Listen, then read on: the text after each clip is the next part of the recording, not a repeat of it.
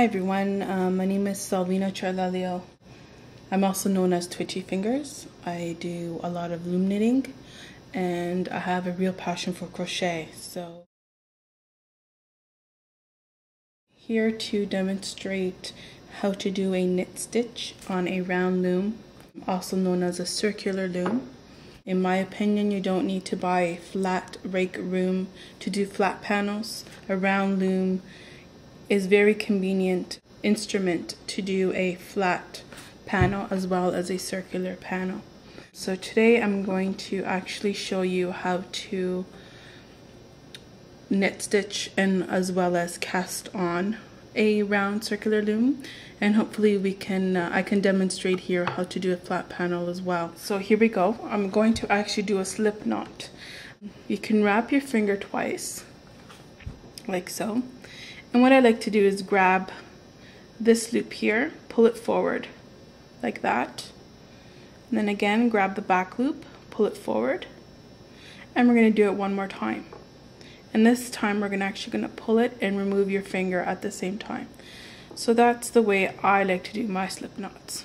I'm going to place it on the anchor hook here, like so, just to steady our stitches so they don't unravel.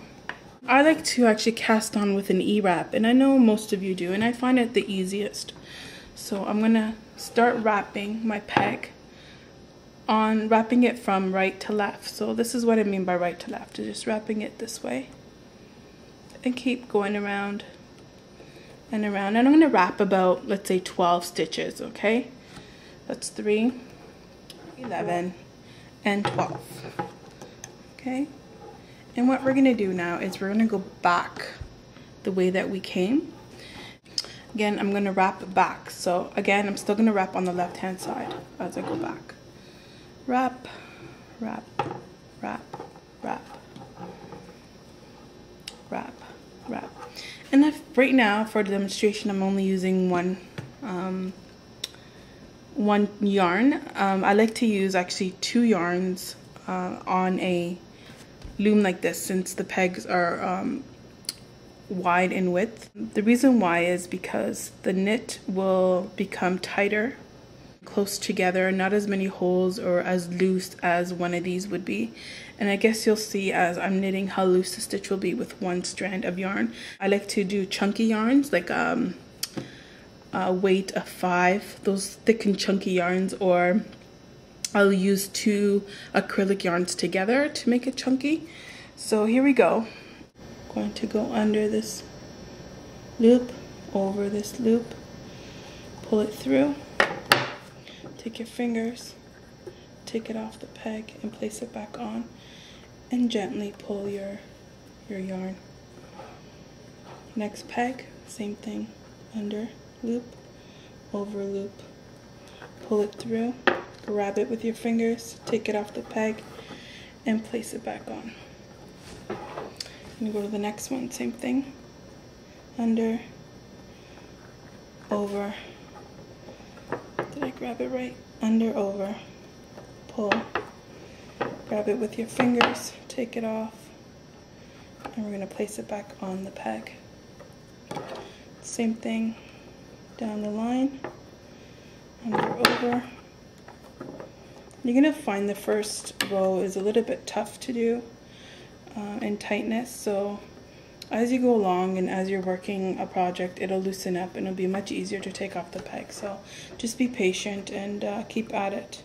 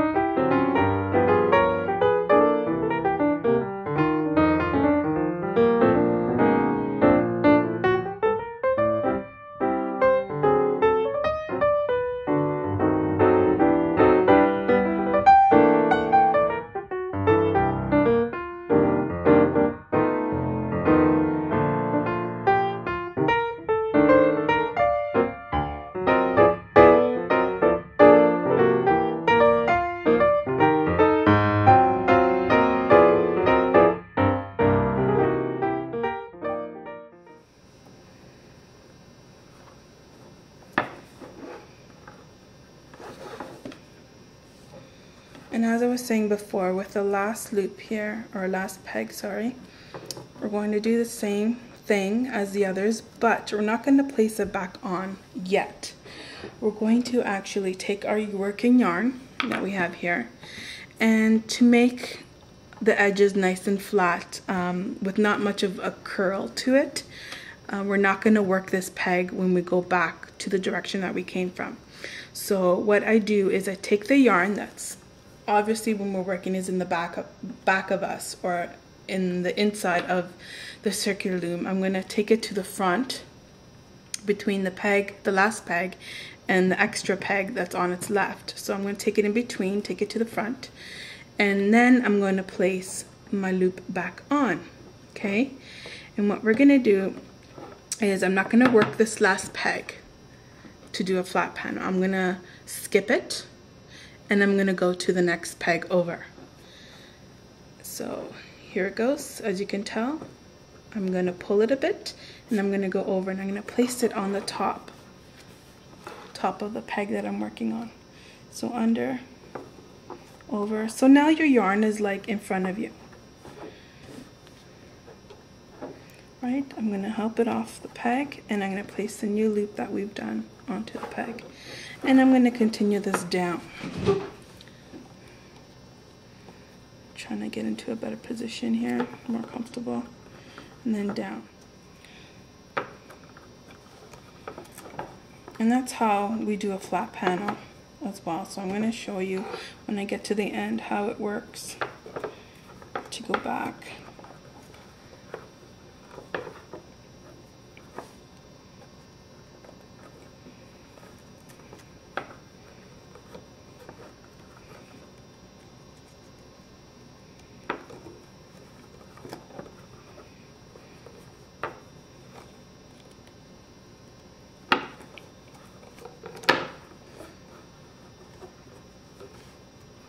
So again, we're back to our first peg, and I'm going to work it as usual, but we're going to do the same thing that we did for the last peg that we worked back here, so peg number 12. We're going to do the same thing with peg number 1. We're going to take the loop off, we're going to work that loop, we're going to take it off, but instead of placing the loop back at the moment, we're going to take our yarn that's in the front, and we're actually just going to kick it to the back, and then we're going to place our loop there, see, like so. You're just transferring the yarn from the back to the front. That's basically what you're doing with a flat panel. And we're not going to work this first peg like we didn't work peg number 12. So we're going to skip this peg, and we're going to go to peg number 2, and we're going to again place it at the top like usual steps, just that the yarn's in the back now. And we're going to continue this down inside, because basically what you're doing is creating a fabric.